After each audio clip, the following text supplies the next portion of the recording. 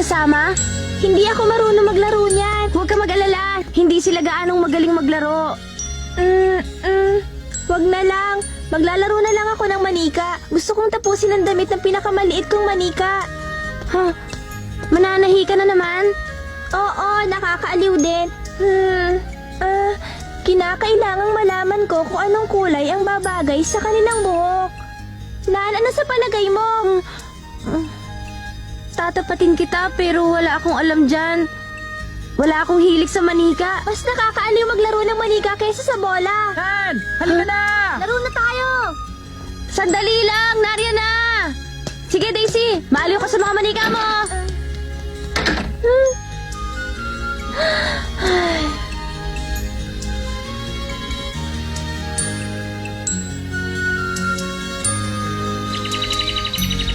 Sambutin mo ang bola, Staffy!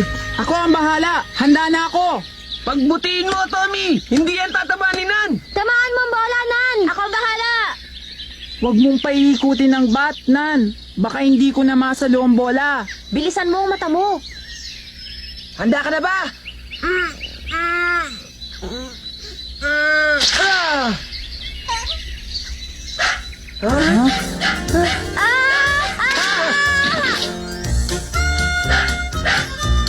Ha? Nan! Tumakbo ka na! Takbo! Bilisan mo!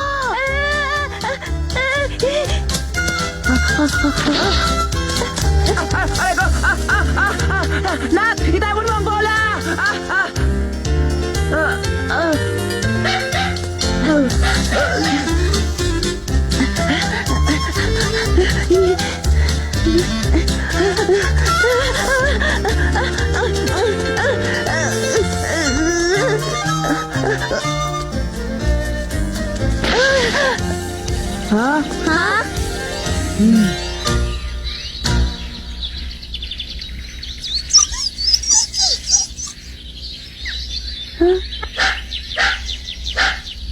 Talo si Nan!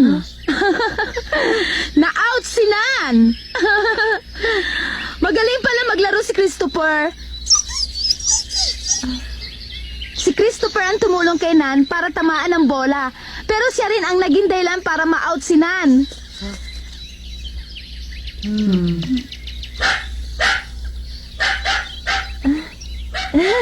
Tawa ka nga mo, Ginang Joe!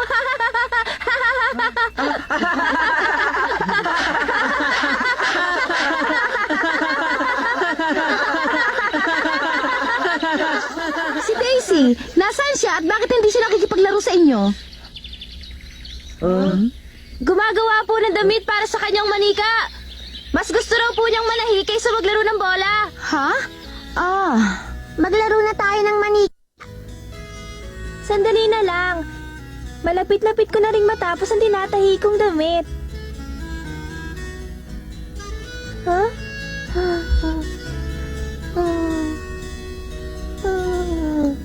Tulog na siya.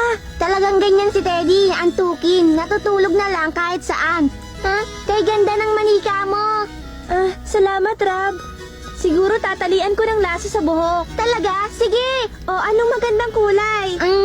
Dilaw. Gusto mo ng dilaw? Titingnan ko. Rosas! Ang kulay rosas! Bagay na bagay pala sa kanya ang kulay rosas. Kulay rosas? Kapag naitali ko na ang laso sa kanyang buhok, maaari na tayo maglaro ng manika. Ayan, tingnan mo, Rab. Huh?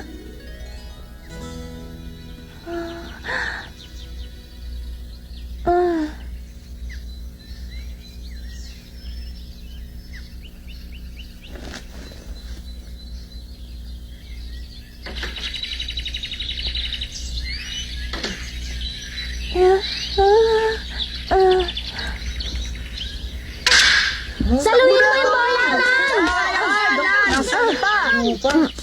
Magaling, Nan! Akala ko hindi mo masasalo. Madali lang saluhin ang bola. ha? Daisy! Tapos na! Tingnan mo ito, Nan! Ha? Tapos na? Nan!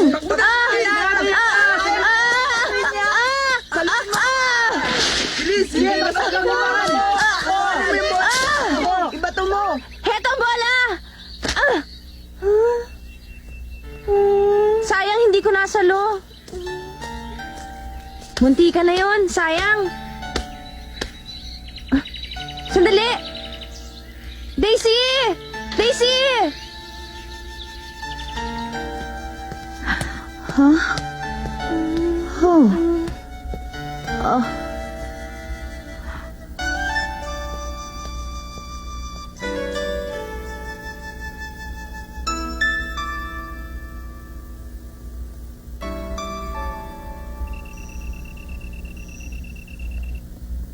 Bakit gustong-gusto mo mag-isa? Wala pong anuman yun, Ginang Jo. Wala po akong magagawa. Nakikipaglaro po ang kapatid ko sa mga kalalakihan. Nakatulog naman po sila Rob at Teddy. Kaya heto po, ako na lamang po ang natirang nag-iisa. Oo nga pala, no. Puros mga lalaki ang nakatira dito sa ating paaralan. Naririto nga pala si Nan at babae siya. Babae nga po siya, pero hindi naman po mahilig maglaro ng manika. Mas magaling pa nga po siyang maglaro ng bola kaysa sa mga lalaki. Magaling po siya sumalo ng bola. Ay, nauunawaan ko. Aba, bakit hindi? Katulad din ako ni Nan nung bata pa ako. Makinig ka, Daisy. Tuturuan kita maglaro ng baseball. Huh? Ha? Oh, hindi ka nga pala marunong maglaro ng bola. Hindi naman po sa wala akong hilig maglaro ng bola. Gusto ko rin po maglaro paminsan-minsan. Ha? Pero mas gusto ko pa rin po sanang maglaro ng larong pang babae kasama si Nan. Kaya lang po, tila ayaw po rin nila ng mga manika. Oh. Ano kaya magagawa ko para magustuhan ni Nan na maglaro ng mga manika?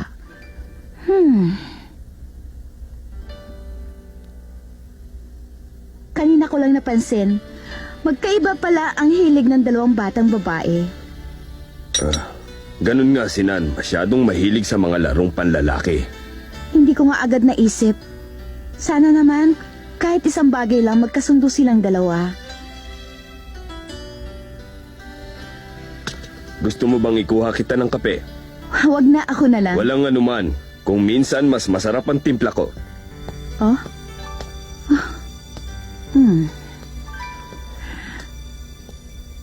Alam ko na.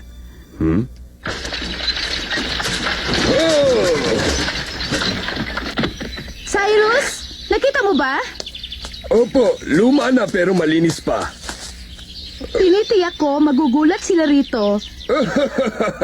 Ibig sabihin, ang ilog ng Mississippi ang pinakamahabang ilog sa buong daigdig. Anong ingay yun? Makinig, makinig.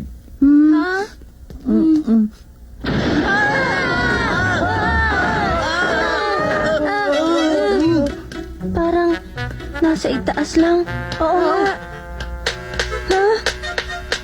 Saan matatagpuan ang ilog ng Mississippi, Nan? Po? Sa itaas po.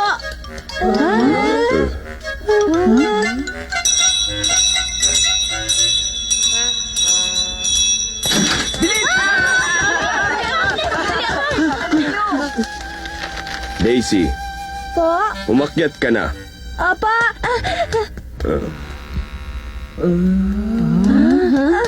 Yan ang aming silid. Anong nangyari? Sana'y maibigan ninyo ito. Ito ang bagong laruang pambabae. Isang munting kusina. Maganda. Yan ay isang tunay na kusina. Isang munting pugon na maaari ninyong paglutuan. Hinihiling ko sa inyong dalawa na gamitin ninyo ito. Ipagluto ninyo kami. Magluluto tayo?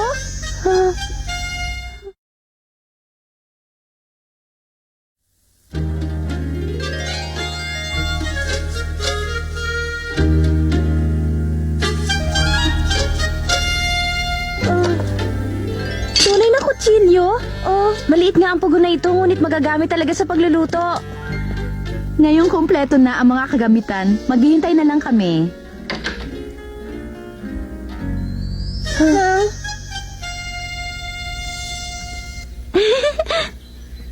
Hala, Sabihin mo lamang sa akin kung ano ang una kong gagawin.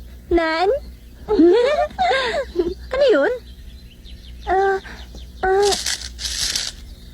Una, isuot muna ang apron. Apron? Yun!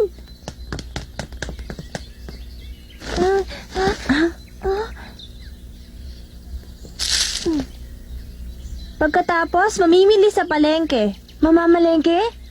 Nasa palengke na si Asya. Nasa palengke na si Asya? Kalabasa at krema. Kasama na rito ang itlog at margarina. Anong gagawin natin? Gagawa tayo ng pastel. Palagay ko magugustuhan ko yun. Pastel na kalabasa. Darating ang arena sa lalong madaling panahon. Huh? Sino po naman ang magdadala ng harina? Maalalaman ninyo pagdating niya. Kung ganon, simulan na natin gumawa ng empanada. Una, sindihan ng pugon upang uminit bago gamitin. Ihanda ang asin, asukal, margarina, cinnamon at ihanda rin ang hulmahan ng empanada. Pagkatapos, aba, ganoon lang. Ha? Ganon lang? Ha? Ano na nga ba ang susunod na gagawin pagkatapos ihanda mga gagamitin? Matagal na kasi akong hindi nagluluto. Ano na nga ba ang susunod na gagawin? Asya! Tulungan mo nga ako! Nalimutan ko nang gumawa ng empanada! Asya! Una, sisindihan muna natin ang pugon. Nan, pakitakpan mo nga ang pugon. Kailangan munang painitin ang pugon bago ipasok sa loob ang gagawin nating empanada. Ito na siguro ang hulmahan ng empanada. Kasing laki ng hulmahan ang gagawin nating empanada.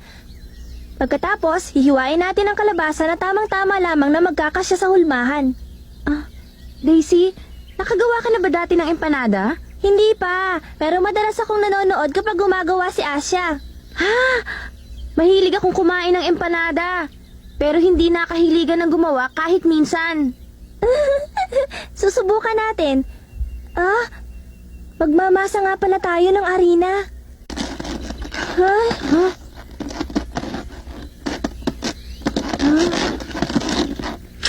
Sino yan?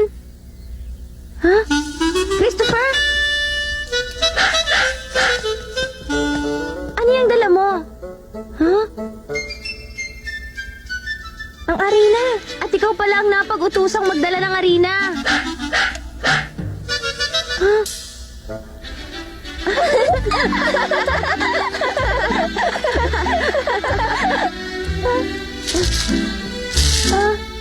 Paraan ng paghalo ng arena. Ilagay muna ang asin sa arena at haluing mabuti. Sunod na ilagay ang margarina at muli itong haluin.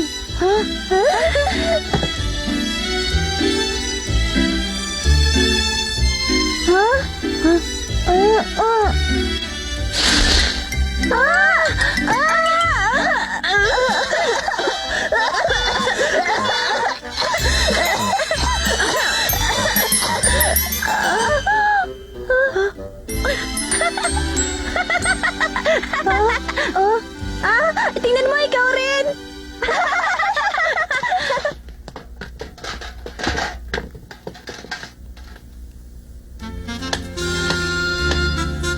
Idagdag ang margarina. Haluin. Hindi ko mahalo. Susubukan ko naman. Magaling kang magmasa. Madikit kaya nahihirapan ako. Sa'yo, para ka lamang naglalaro. Para ka naglalaro ng putik.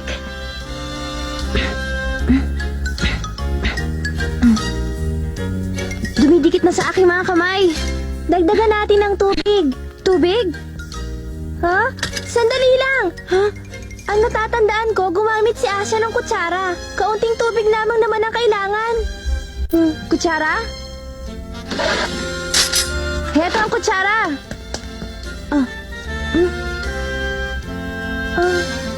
Kaunting tubig lamang.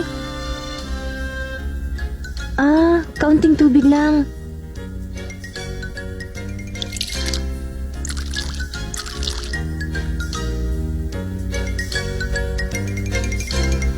Sukat lang. Isang kutsarang tubig.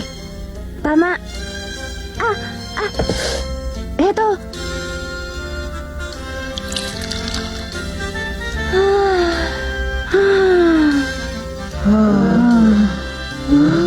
Hindi pala biro ang gumawa ng empanada. Nakakapagod. Makagawa kaya sila?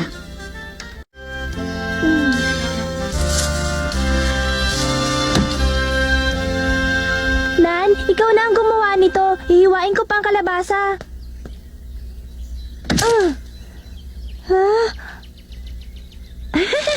Nakakatawa pala ito. Para kang nasa panaderya. Tingnan mo, Daisy. Pero hindi biro. Talagang nakakapagod. Matigas. Bakit, Daisy? Mahirap hiwain ang kalabasa.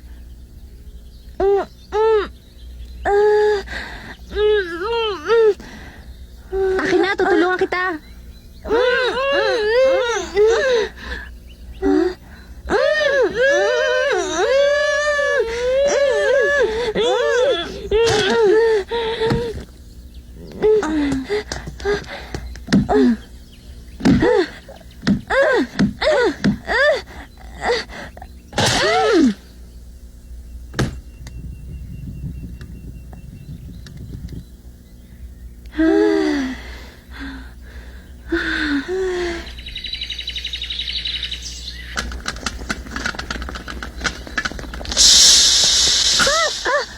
Anong nangyari, Daisy? Asin, lalagyan natin ng asin. Sandali lang.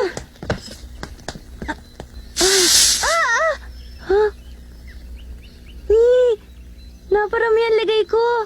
Tama na yun. Sigurado ka? Daisy, marunong ka na nga pala talagang magluto ng empanada. Malaking tulong ang ginawa mo, Nan.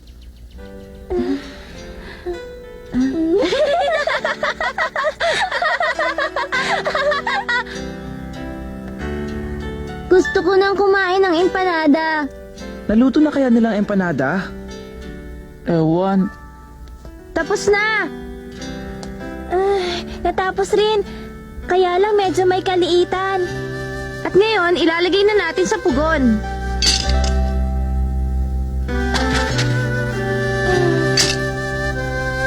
Nan, maraming salamat. Ha? Salamat at tinulungan mo ako rito.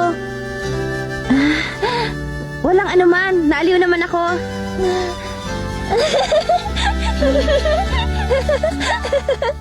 Nakakatuwa. Noong ginagawa natin ito, para tayong hindi nagluluto ng empanada. Para tayong naglalaro ng baseball. Talaga?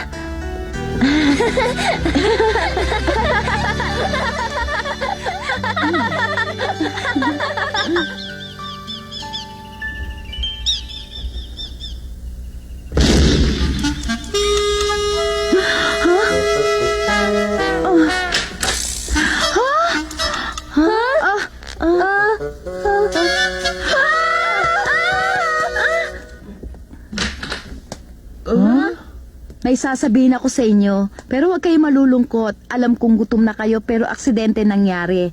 Wala na ang empanadang kalabasa. Ha? Sa di inaasahang pagkakataon, nasunog ang empanada. Ang empanada.